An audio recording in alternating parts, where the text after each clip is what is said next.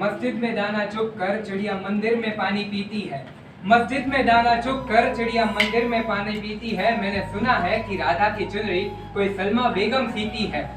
एक रफी था, महफिल महफिल रघुपति राघव गाता था। औरों को दिखाई देते होंगे हिंदू और मुसलमान, मुझे तो हर शख्स में इंसान नजर आता है।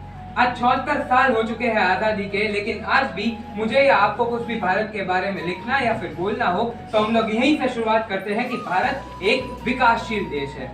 आज 74 साल बाद भी हमें एक भी ऐसा मौका नहीं मिला है कि जहां हम गर्व से कह पाए कि भारत एक विकसित देश है। दुनिया की 5वीं सबसे बड़ी अर्थव्यवस्था है भारत, और आज ब्रिटेन और फ्रांस को पीछे छोड़कर सबसे तेजी से आगे बढ़ने वाली अर्थव्यवस्था है भारत। तो फिर क्यों हम लोग नहीं बोल पाते हैं कि भारत एक विकसित देश है? इसका कारण जानने के लिए बहुत कुछ हमें जानने की जरूरत होती है।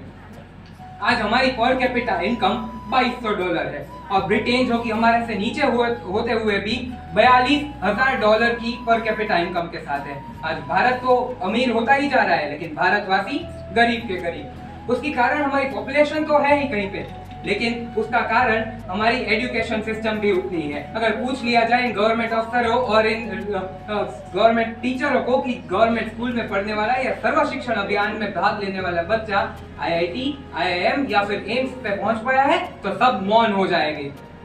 हम उस देश से आते हैं जहाँ पे कुछ नहीं कर पाया तो शिक्षक तो बन ही जाएगा, ये देश का विचार है।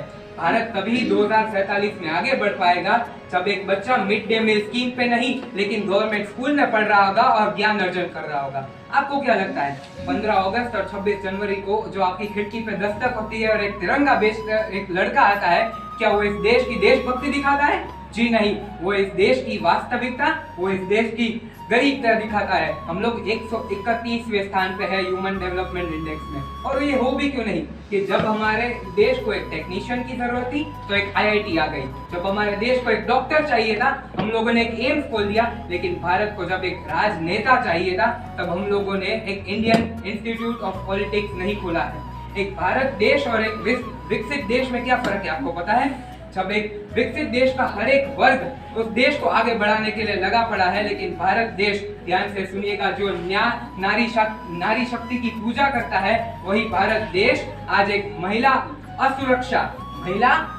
में चौथे पायदान पे आता है, और हमारा युवा वो 4x4 की स्क्रीन की मोबाइल पे लगा पड़ा है।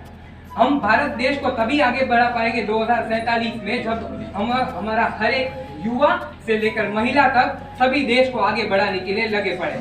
2047 का मेरे सपनों का भारत कुछ ऐसा होगा कि 18% GDP देने वाला मेरा कृषि वर्ग आत्महत्या नहीं करता हो, लेकिन सरकार उसकी सहायता करती हो। गवर्नमेंट हॉस्पिटल को देखकर आज हम लोग चौंक जाते हैं कि इसमें जाऊंगा तो जिंदा वापस आ जाऊंगा या नहीं, वो नहीं पता है। उस government hospital best care health services देती होगी और सबसे कम दाम में देती होगी। एक ऐसा भारत उभर के आए जहाँ पे रोडवेज, एयरवेज, रेलवेज और लो कॉस्ट गुड सर्विसेज के कारण बड़ी बड़ी कंपनियां यहाँ पे डेरा डाले और हमारे युवा उसमें काम करते हो। और सिर्फ युवा काम ना करे, जॉब सीकर्स ही नहीं लेकिन जॉब क्रिएटर्स भी हमारे युवा बने और आत्मनिर्भर भारत की रचना कर दे।